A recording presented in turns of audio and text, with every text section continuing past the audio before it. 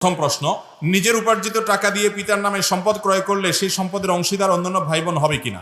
আপনার টাকা দিয়া জমি কিনছেন বাপের নামে, এখন ভাগ সব ভাই বোন চায়। আইনত তো ভাই বোন পাবে, যে বাপের নামে যেহেতু আছে সবাই ভাগ পাবে, কিন্তু শরীয়তের দৃষ্টিকোণ থেকে বাবার নামে শুধু রেখেছে সেফটির জন্য, বা ছেলে বিদেশ ছিল বাবার নামে রাখছে, এরকম যদি হয় অন্য ভাই বোনরা সেটার দাবি করতে পারবে না।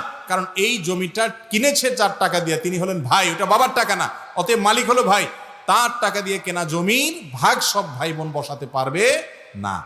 অনেক সময় এরকম হয় না যে ছেলে বিদেশে আছে বাপের নামে জমি কিনছে, বাপের নামে কেন কিনছে? বাপকে শ্রদ্ধা দেখায় কিনছে, মালিক বানানোর উদ্দেশ্য না।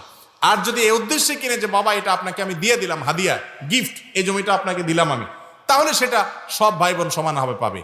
আর যদি বাপের নামে কিনছি, মানে আপনার কাছে রাখলাম, এটা আপনার নামে রাখলাম শুধুমাত্র আমার জমি, তাহলে সেটা ভাই বোন দাবি করতে পারবে না।